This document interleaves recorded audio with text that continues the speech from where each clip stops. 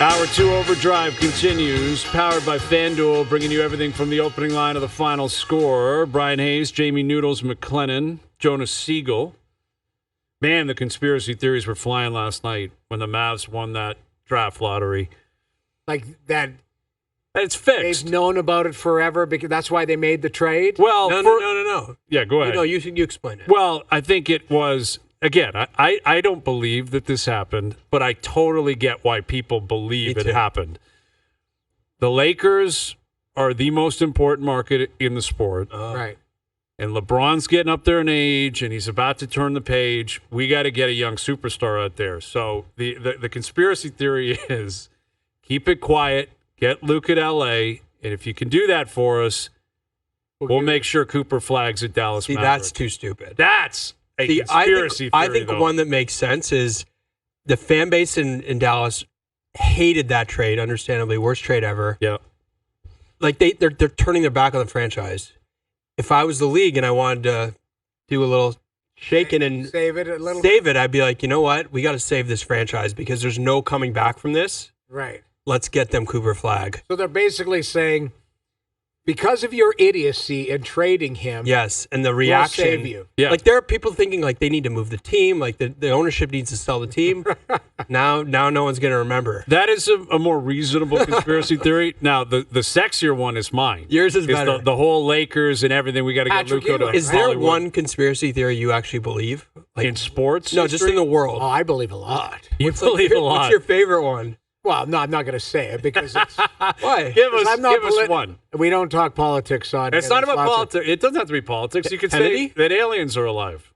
Well, Aliens. I You believe think there aliens are. are kicking around? I believe that at least some form of something is on this earth. Do you think Doogie's an alien? He might be the way he acts. I think there's a I think chance JP's Doogie is. an alien. I think JP 100% is. The guy that usually sits in that chair. Oh, he it's might- definitely one.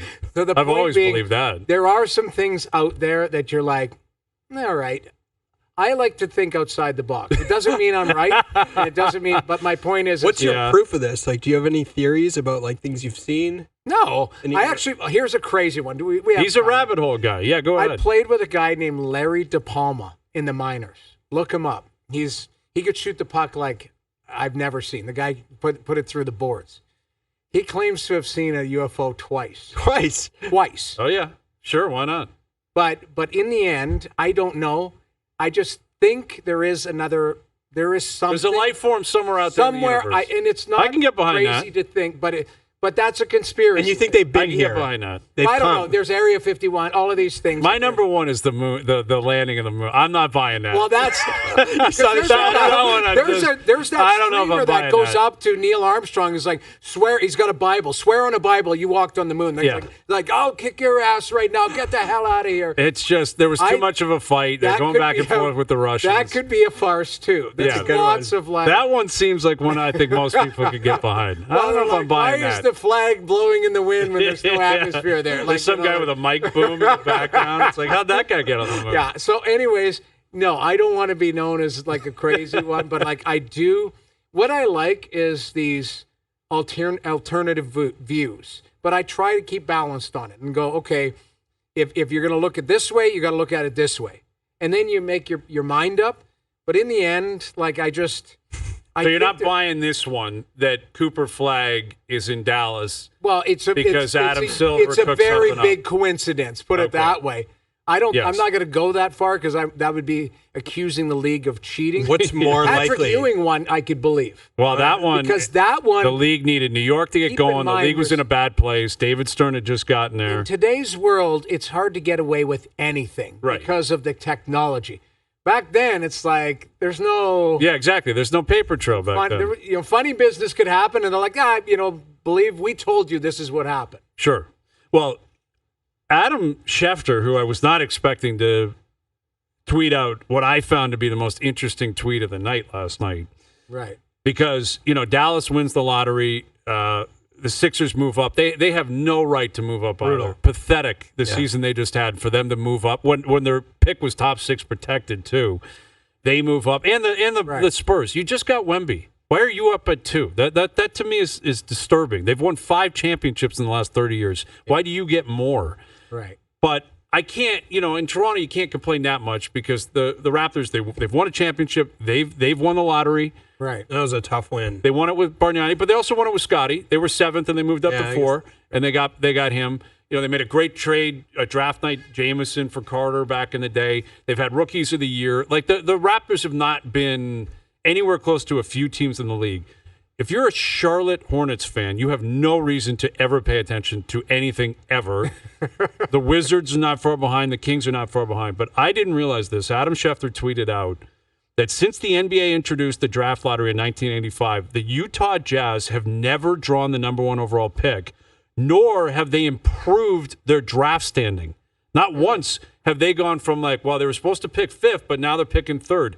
And the streak continued last night. Wow. They moved out of the top 3. You think Silver rigged that too?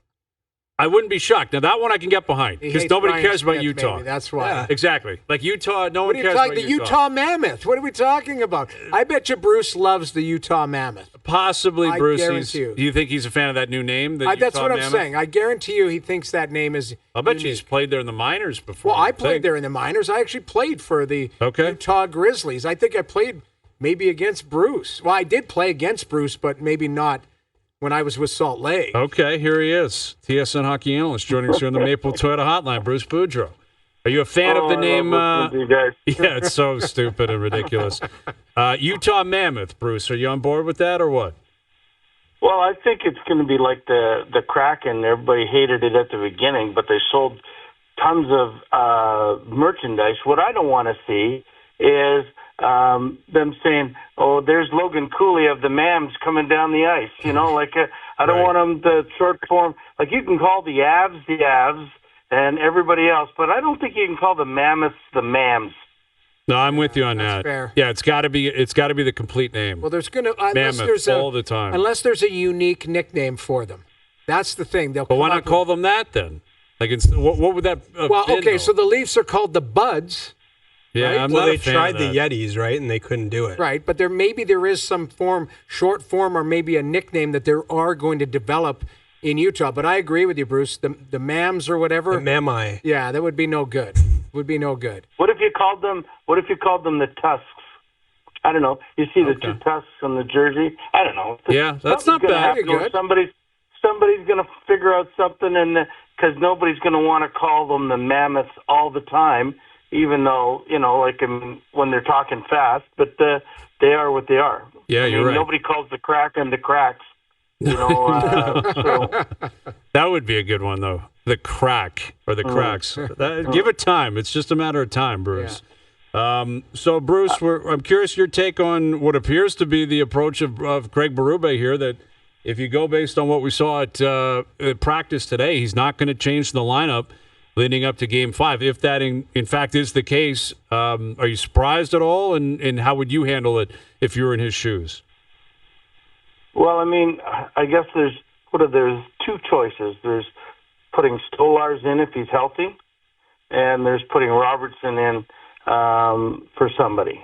Okay, and I don't think I think Wall has played fine. He was really good last game, and maybe Stolars who's practicing. But if you've got a concussion, as Jamie would tell you, there's still a protocol of about at least 7 days that you gotta wait. And if he was just taking shots, I don't know if there was a full practice or not today.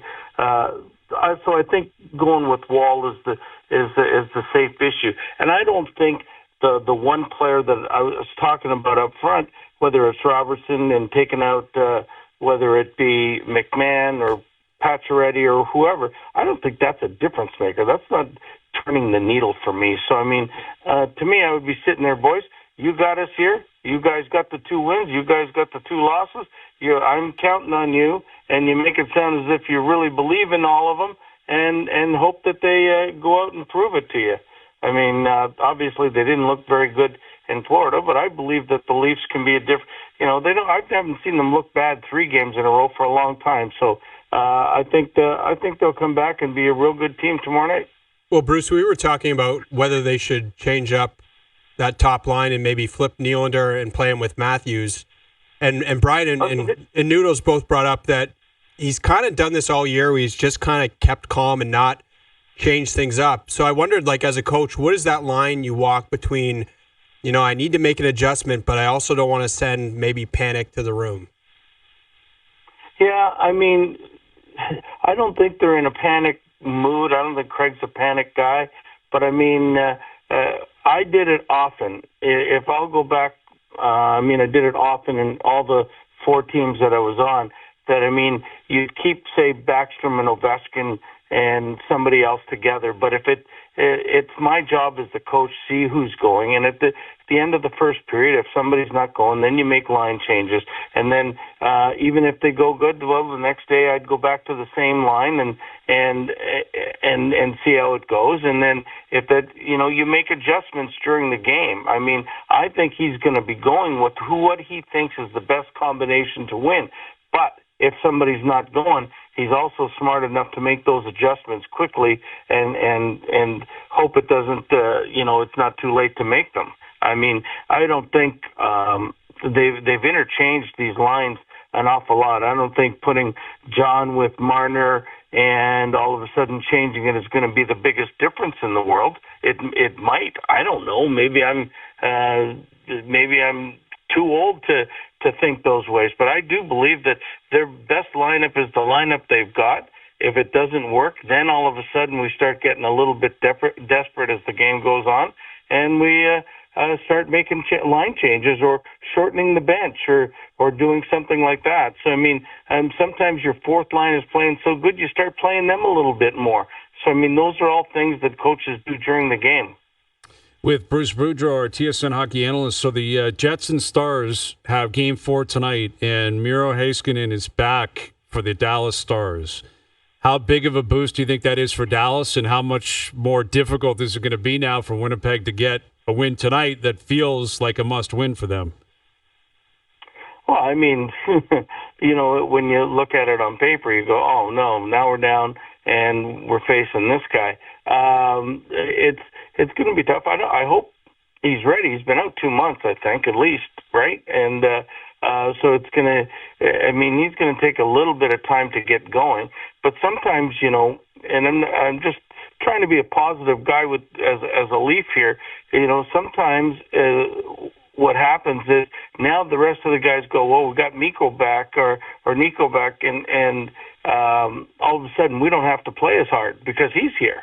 And that happens how many times when your star player comes back, you think, oh, now we're off to the races and we don't play that good. I think it'll be a great boost initially, but I really believe then they better do good in the first period, because I think they're going to waste a lot of adrenaline in the first period with the crowd going nuts that he's back, and them just coming out and want to put their foot on the throat of the Jets. And so, I think the first period is going to be so important tonight. What do the Jets have to do to get a road win?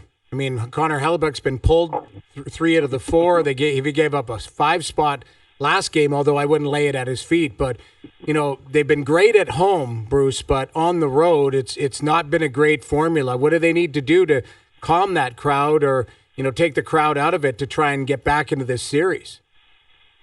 Yeah, they were the 3rd best road record in the league during the season. I'm answering these questions first, but I'll ask you one while I'm answering it. Is if you were a goaltender, how would you feel about being pulled 3 times on the road? I still get mad. I've been talking about this. You pull them the first time. The second time you say, get in there and you've got to fight this and get better. You pull them the second time. You pull them the third time. You're giving them easy outs. So I think no matter what happens, Hellebuck's got to stay in there and suck it up and take it and fight his way out of this. And on the other hand, on the other side, they've lost 8 in a row on the road. They're too good a team to keep this up. I don't know if it's a mental blip that they've got now. They don't think they can win on the road, but they certainly have got the talent to win. You've seen them play an incredibly good game, their last game at home. I've seen them when they needed to win, play really good games and beat the teams. They just have to play their best game. But I think Winnipeg, one of the things about them is they're in the playoffs anyway. When when the other team scores, when it's on the road, it's like a woe is me, and it takes them a little bit more to get going. They've got to realize when they score to toughen up and just go right back at these guys and not allow them to score 42 seconds later or 4 goals in 7 minutes and stuff. I mean, that's against St. Louis and against Dallas. When they get scored on the road, they seem to fall apart, and that's the time when they've got to get stronger. And hopefully they realize that, and they will tonight. With Bruce Boudreau, Edmonton with a really, really impressive win last night, and total control. They shut out Vegas. They're in the driver's seat now. They're up 3-1. They deserve to be, in my opinion. What have you taken out of Edmonton really since Game 3 of the Kings series, where they've only lost once since then, and it was with 0.4 seconds left on the clock? What's happened here in Edmonton? Because they look as good as I've seen them in the last couple of years. That includes the Cup run last year. Yeah, I mean, and even if you say they've won 7 out of 8 and they lost the one game with a second to go, like, I mean, they've been really good. But I think a real big key is their balance is so much better. I think the addition and size and strength of Frederick and Kane have really allowed the team to get really a lot more balance, especially if for the most part you use Corey Perry on the first line that really equals out the lines, and you don't necessarily, you love to have it, and it happens more often than not, to have Draisaitl and McDavid doing all the dirty work. But, you know, I mean, you can get other guys doing it, where I never thought they did that in the past. To me, they look really, really good right now, and they're physical and they're strong. And I mean, the idea of them, I mean, obviously they were told, let's make life really tough on Hill, and they've been bumping into him every step of the way, to the point where, you know, he looked like the goalie in Slapshot when Newman was calling him a name when he went after the guys in the corner. So I mean, a little bit of his focus was taken away. I mean, he played fairly good after that, but I still believe that Vegas has got to be focused. But Edmonton's doing everything they can, and they're really good at it right now. And I think they truly believe that they're the best team that's going to win this series. Yeah, I think they deserve to, the way that they've been playing. And you're right about that balanced attack. Like, it has not been the McDavid and Draisaitl show every single night. And one guy I think you got to give credit to, or I do, because I've been very critical of him, especially early in that last round, is Evan Bouchard has really picked up his game. Played well. Like, he's really snapped out of the quieter though. His game's that's quieter, what it is, right? exactly. Like, makes great passes. The other guy too, is John Klingberg looks like he's John Klingberg throwing again. like 3-foot sauces over sticks. I'm like, know. who is this guy? Yeah, this is Dallas Stars John Klingberg we're seeing. All not of a sudden. Toronto Maple Leafs or Edmonton Oilers regular season John Klingberg, or Anaheim Ducks John That's Klingberg, right, which Anaheim. is also not overly impressive. I mean, those are the surprises. Bouchard, and you said the magic word, he's been quiet. Mm-hmm. He hasn't played for both teams on any given shift. He's been really solid. And I mean, Klingberg's been solid, and I thought there was no chance when they got him. I said, what are they getting him for? So his Anaheim thing went terrible. His last year in Dallas went terrible. His Leaf thing was terrible. And then the other one is Wallman, who's been traded twice this year. He's played so good, where at the beginning of the playoffs you thought Edmonton wasn't anywhere near as good as they've been in the past, because their defense was really, really weak. And they've been a tower of strength. And I think it might be only 2 games he's played now, but I think Skinner's got his mojo back, and I think that makes them a really complete team, and tough to play against because they're big and strong and fast, and they're playing solid defense. So, I really believe whoever they play, if they complete this round, I don't think Vegas is going to go out quietly, but if they beat Vegas, I think they got a good shot at whoever they're playing, Dallas or Winnipeg. Wouldn't you love to see a Winnipeg-Edmonton final in the West? I think that would be amazing for everybody except the American viewers. But I think it would be great for Canada, so that's what you keep hoping for. That's what we're pulling for, Bruce. We're all collectively going to come together as a country and hopefully watch Winnipeg and Edmonton, and maybe the Leafs as well in the East Conference Final. Thank you for this, Bruce. Enjoy the game tonight. We'll do it again soon. Yeah, don't give up on the Leafs. No, we're not. They're going to be really good tomorrow. Okay. I agree with you. There he is, Bruce Boudreau, joining us here on the Maple Toyota Hotline. Drive the built-in Canada fuel-efficient, fun-to-drive Toyota RAV4 gas or hybrid models available. Visit mapletoyota.com. It does feel like it's a must-win, I think, for Winnipeg tonight. Got to get one, man. You can't go down 3-1. You can't. I mean, look at this Washington team. Yeah, they're toast. Carolina man. is just methodical. Mm-hmm. Like, they're quiet. They just play well. Like, that series work hard. Is over, man. It's not a sexy. Like, watching the games, they're not high-event games. It's awful. I don't know if you've watched any. Yeah, a little bit. Can I ask you a question about that? Yeah. Because it got me thinking, like, we could have Carolina, Dallas in the final. Mm-hmm. Little Rantanen Bowl. Would Rantanen be the best midseason trade a team has made? Like, I don't know offhand, but if they were to win the cup, is that the best one? Oh, I think so because they got him locked up on a deal. I think that's what would put it over the top. Like, the most famous one is probably Ray Bork.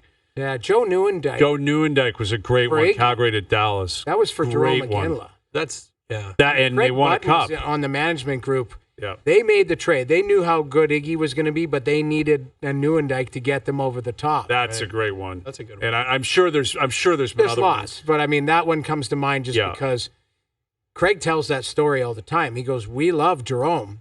We knew he was going to be great, but he goes, we needed at that time somebody who was going to contribute, a veteran." And I don't think they won the first year he got I think there. it was the second yeah. year. But I think not only getting Rantanen, but locking him up on a long-term deal. Like, if he's going to play like this and they win, it's just an incredible deal.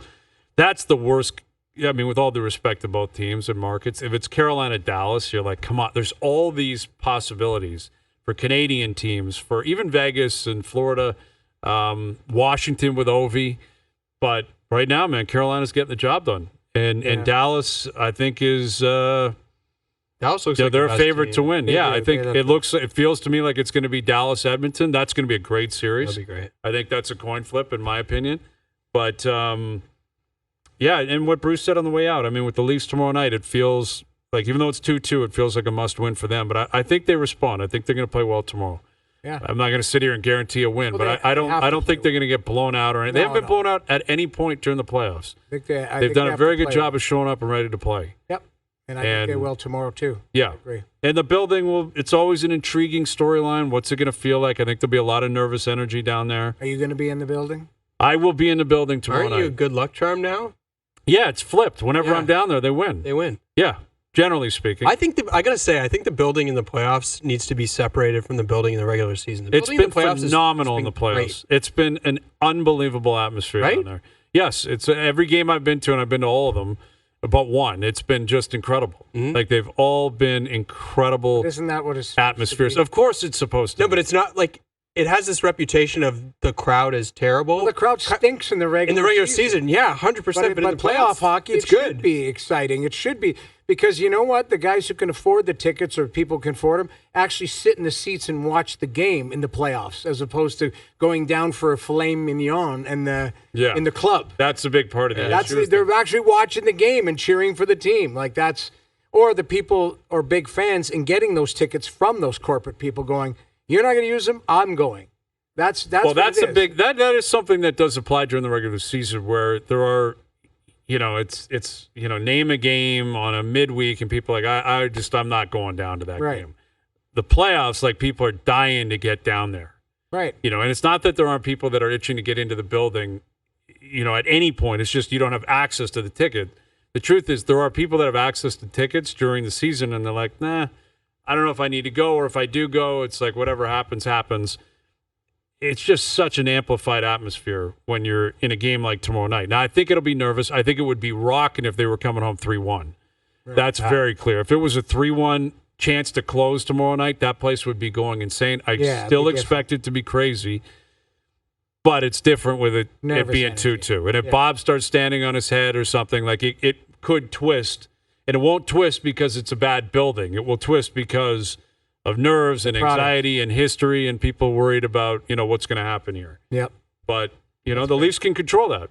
You get off to a great start, you score first, you throw some hits, you be physical, you lean on Florida, make them feel uncomfortable. That place will be great. It's going to be a great night. Should be good weather tomorrow. Everything's coming up. Leaf fans, right? Right, Jonas? Yep. Everything's coming up, Leaf great. fans. All right, Mike Johnson will join us. We'll catch up with Johnny, get his take on the game tonight. Again, Game 5 tomorrow, get his take on that. What's going on down or over at the World Championships? Canada just continues to destroy teams. Dummy teams for fun. Which is to be expected. I mean, they are a massive favorite every single time they play. It actually might, like, if they don't dummy a team, that might be an off game. Yeah, That's the way exactly. I If you feel. win 4-0 against France or something, you're like, that's kind of embarrassing. Didn't have a good game. Yeah, that's an embarrassing effort. Yeah. So we'll catch up with Johnny. We got Keegan Matheson coming up from the park. We'll get you that update on Max Scherzer. What's the latest on Max? Not overly positive. And back into all the conspiracy theories out there. We're going to corner Noodles by 7 p.m., get his spiciest conspiracy theory that he believes in. That's a guarantee. Overdrive continues. TSN 1050 and on the TSN app. All right, Keegan Matheson in about a half an hour. The latest on Max Scherzer is now his back is flaring up a little bit, Jonas. So he didn't pitch today, but, they're hopeful that at some point Max will get out there and pitch again. But the thumb, it's the forearm, it's the lat, now it's the back. Like, I know, he's my age, basically. I get it, man. I understand. It's tough. I followed him pretty closely last year, and this was the whole year. Yeah, it's like he comes back, he makes 3 starts, he goes 5 innings, and it's like, oh, then it's this. It's like what happens, right? How he negotiated a $15 million contract. Desperation. I hear you, and the Jays were primed for it, and that's why they gave it to him. But I get it. He's Scherzer, and he's box office and all that, but there was no way this guy was pitching anywhere close to 25 times, let alone 30, 31, 32. Like, it was a 0% chance. And it's very clear that that's still the case. Yet, the Jays are riding high, and the bats are alive. They've won 4 in a row. They're back up to 500. They got Tampa in town tonight. Keegan in about a half an hour. I'm trying to think if I was doing like OverDrive in Sweden and I was talking about the World Championships and I looked at the scoreboard without having seen the game because we've been on the air and I saw Canada only beat France 5-0. I think I would say that's disappointing and an underwhelming effort by the Canadians. Let's chat with a guy who actually was in the building watching the game. Here's Mike Johnson, our TSN Hockey analyst. How do we only beat France 5-0? What happened here, Johnny? Well, I did set the over-under at 7.5, so they did hit the under. I'm with you. I thought 8 or so. I'll give the team credit, Hayes, because I've been in this tournament. I've played in it. I've covered it a million times. These first few games that you're playing Austria and France and Slovenia, and they're going to win.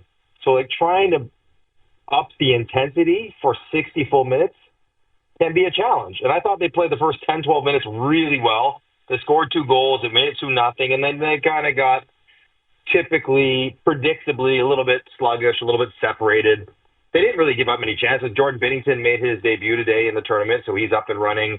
Power play continues to cook 2 for 2, best in the tournament. That's good news.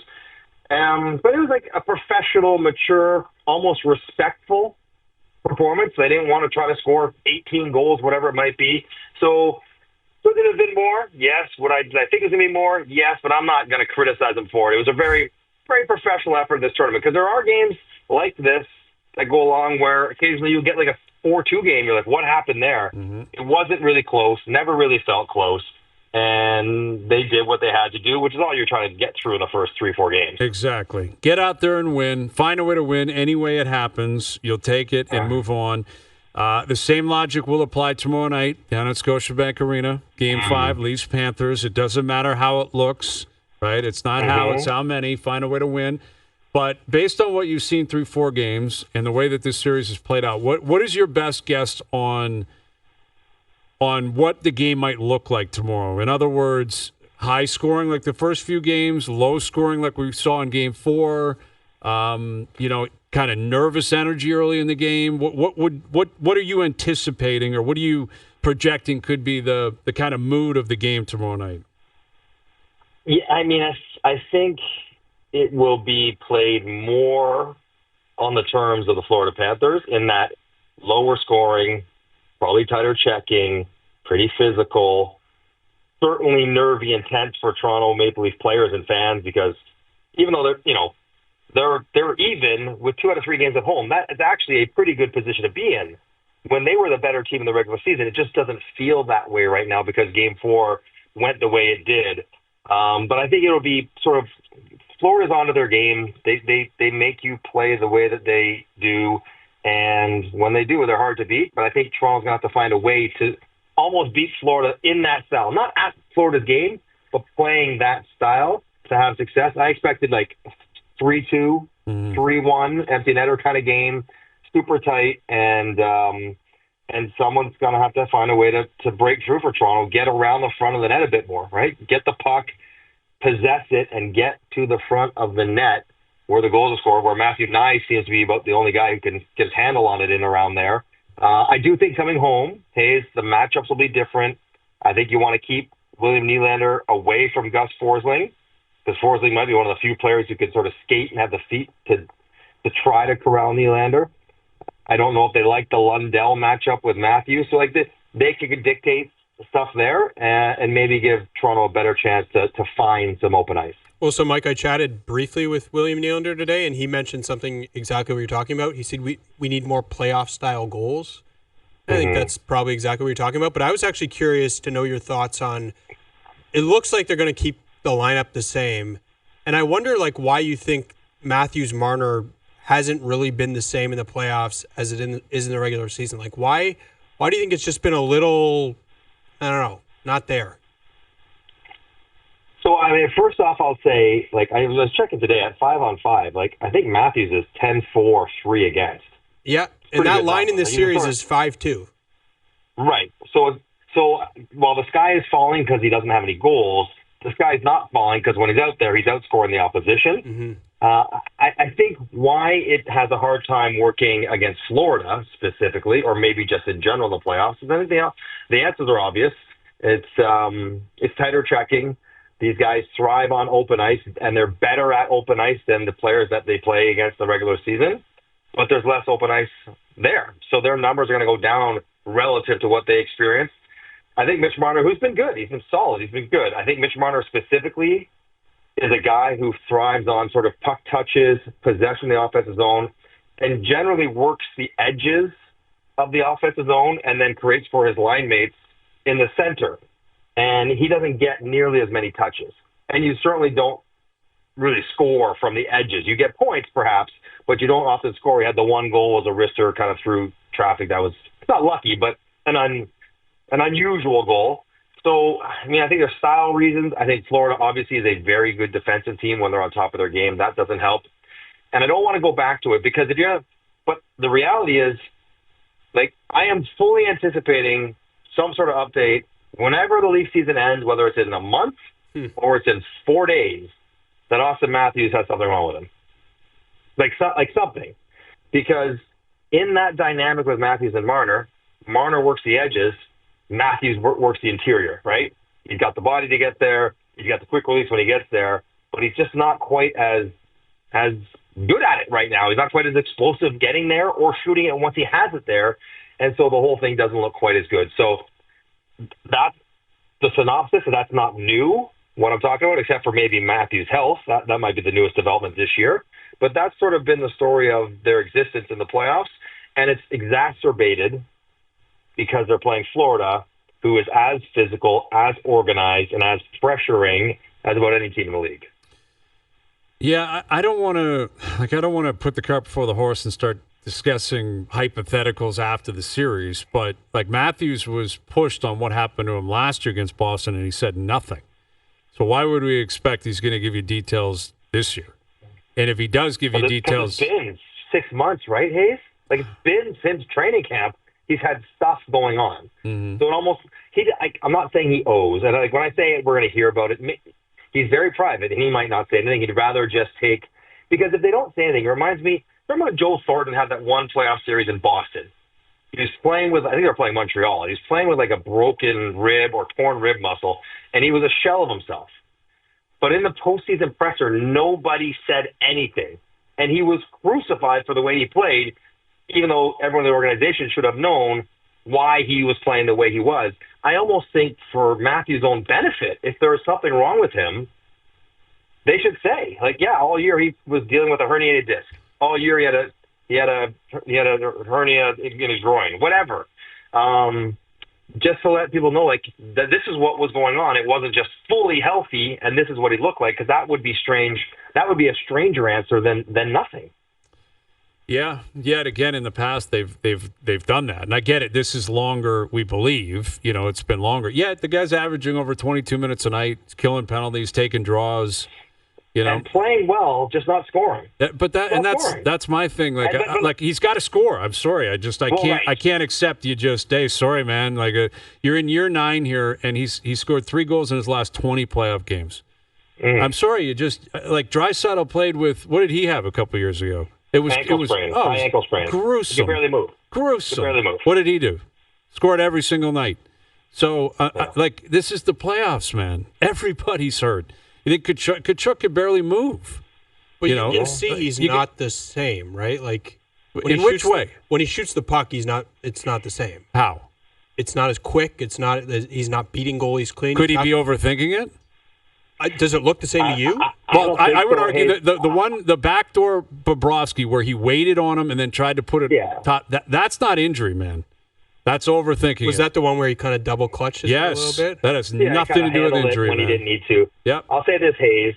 His velocity on his mid-range shot, so like the 20 to 30 feet, is down like 7 miles an hour on average from last year. Yeah, and that's where he beats goalies. Yeah, like that's a massive amount. If he goes from 85 mile an hour average to 78, all of a sudden he shoots it more like Mike Johnson. That's not working for anybody, right? Like what separates him is that shot.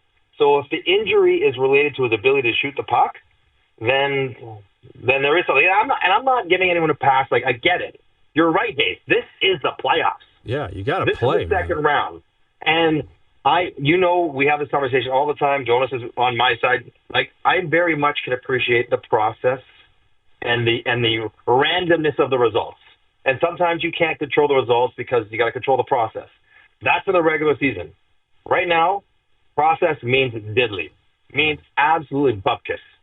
All that matters is results. This is the playoffs. You can get outshot by 40 to 15 if you go and score 2 goals. That's all that matters. Yep. And so for him, he knows this. But if you're asking me why, that's what I'm suggesting is the reason why.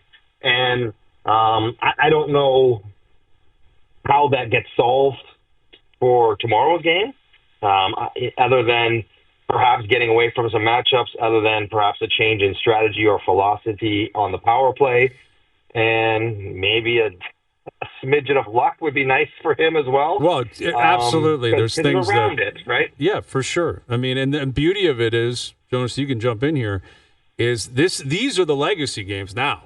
Like, more so than game 1 or 2 or 3. Like, this is what was always going to be remembered.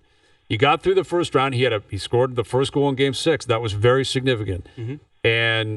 But this was always going to be the difference maker for all of them. Is what do you do in the best 2 out of 3 when the series has been shrunk and you're playing an opponent like this? This is it. So the previous talked about that in the parts first are round. completely irrelevant. Remember, they are up 3-0, then it's 3-1, then it's 3-2, and then it was this conversation again. I do want to ask Mike one thing related to all this. You're probably the perfect person to ask. How much, if anything, do you think the style of play affects Matthews in terms of how they play offensively, if at all? I think it affects them for sure. I mean, I think the offense was easier and more bountiful, right? Like, just the quantity was so much higher when they played under Sheldon Keefe, right? Offensively speaking, they just got more looks, more chances. They also gave up more, but they got more. So I think offensively, it's more of a grind. It's harder, right? Cycle chances, dump and chase is harder to create than the way they, the way they used to do it. But the reality for him is he's the greatest goal scorer in the world. He's the highest paid player in the league. Mm-hmm. You have to find a way to thrive regardless of the system. Yeah. And, he's maybe not thriving. I don't know if the system is part of it. The opponent is part of it. The health is part of it. Who knows? Maybe the pressure of the moment is part of it. We don't want to say that, but who knows, right? It might be. It might be because there's a lot of pressure on these guys. They care so much, and they understand what's at stake. And you make a great point, Hayes, because you know what people are talking about today in Edmonton? Not Stu Skinner and his save percentage in the first couple games of the playoffs when he wasn't very good. They're talking about a guy who sat out for two weeks, came in and pitched a shutout, and was rock solid. That's what people remember. When the chips are down, game is on the line, who comes through? Can you come through? And, they have that opportunity. And maybe that's how you have to spin it, right? It's not that they have that pressure or that responsibility or that burden. They have that opportunity. And can you imagine if Auston and Mitch and Willie and John and Mo and they go out there and they have big games, 2 games in a row, and knock off the defending champs? What that would do to just, not erase, but rewrite how their entire existence is viewed, whether they win a cup or not. If they were able to do that, it would change everything. Absolutely. And that's the opportunity they have in the next couple games. That's what I'm driving at is, listen, heavy is the head that wears the crown. Auston wears it, and he's worn it for 9 years. Mm-hmm. What comes with that is a lot of responsibility and a lot more expectation than the guy behind you, and certainly than the guy 11 slots behind you. Like, you're the man. And and yet the beauty of sport and the luck, I think the fortune that these guys collectively have, and I don't know if they look at it this way, is that Brendan Shanahan in particular has continued to put trust and faith in them that they will do it. And an understanding that when they do it, if they do it, everything else will be washed away. Yeah. And that is what is in front of them over the next 6 nights. Less than that, 5 nights, is literally if you go out there and play like rock stars and win 2 of the next 3 games, no one's going to remember, game 4 against Columbus. Exactly. No one's like, hey, about Montreal. It's all going to change. And then you have an opportunity to leapfrog even further from that with the next round and the next round. And it's just a massive, massive opportunity for them. And it's right there in front of them. They've got to do it. They got to factor in. They got to take advantage of this chance. And yes, it's more difficult for Matthews in this system because also he's killing penalties now. He didn't under Sheldon Keefe. Yeah. Like he sat there. I don't think that hurts though. I mean, having played my whole career now, I've never been Auston Matthews. Like killing penalties, I don't know how much that the minutes he plays there, if that takes away from his 5-on-5 energies, I don't know. It's more of the freebie at the end of the penalty, I guess, right? Like, because Keefe was famous for that. Like, penalty killed, he'd throw the 3 of them over a lot of times. Right. Load them up after. Yes. Right. Well, when there's a first period like the other night where Nylander just doesn't play. Right. Right?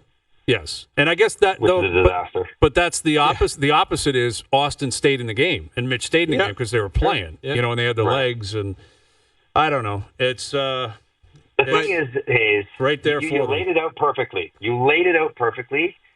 And I think in a normal sort of team situation, the overriding sentiment would be one of sort of hope and maybe optimism because of what you just said. Mm-hmm.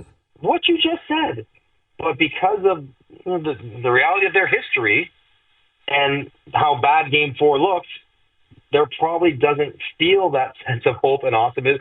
It's more dread and pessimism about what could happen. And what if it goes wrong? What if they get shut out? What if they can't score? Because that's what's happened in the past.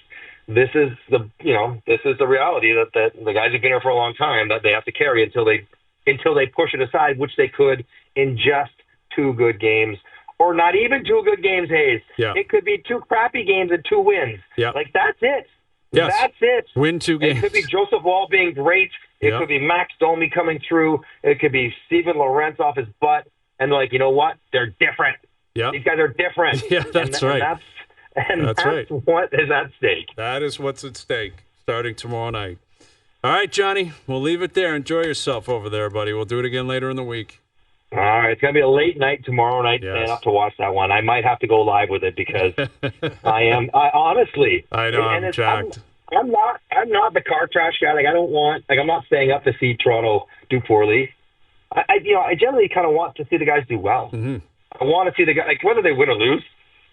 I want to see these guys who care and have been through the ringer and will go through the ringer if it doesn't go well. I'd like to see them come out, playing by their standards, playing well, and then see what happens. I'm with you on that. Go out and exactly just play well, try to control the game, find a way to get a win. They deserve it. Moreover, and more importantly, the fans, they deserve it. Like Leaf fans deserve it. Go find a way to hook them up. All right, Johnny. Good luck with that tomorrow night. Fellas. There he is. You too. Mike Johnson, our TSN hockey analyst. Keegan Matheson in 15 minutes from the park. Jays Rays tonight down at the Dome. Overdrive continues. TSN 1050 and on the TSN app. All right, Keegan Matheson in about 10 minutes. Check in on the Jays. Get back into the Dallas Mavericks. Very deserving, them winning the draft lottery last night. And if you're a Raptor fan, it's crushing, man, because this season was as painful as anyone I can think of in 30 years. Like it was an absolutely horrendous season. And they really dropped 2 spots. Watching season because you never knew who was going to play. Awful. And at times, I guess to their credit, they were trying to throw games. And they couldn't. Because other teams out-tanked. Have you talked much about Giannis? Well, why don't we get into that to start the next hour? Because he wants out. And now everyone's pointing. Dallas, I read today, they're not going to trade the first overall pick to get him. Yeah. But San Antonio might trade either the second pick or, other pieces, maybe Houston. Those two appear to be the teams to look at. But Giannis understandably wants out of Milwaukee, or is at least open to the possibility. Yes. Well, Milwaukee is going to be a disaster for a long time. They traded away all their picks. They have nothing. They got nothing. They got Chris Middleton and he's gone. Exactly. They don't even have him. They have injured Dame Lillard. So there you go. And even Middleton hasn't played in like 2 years. No, he's on Washington. No, I understand, but I'm saying prior to him, like Kuzma, when they won the championship, he never even played. Yeah, right. Like he was never around. All right, hour 3 coming up. Jays Rays. More on this. More on the Leafs tomorrow night. Jets in a must-win down in Dallas. Overdrive continues. TSN 1050 and on the TSN app.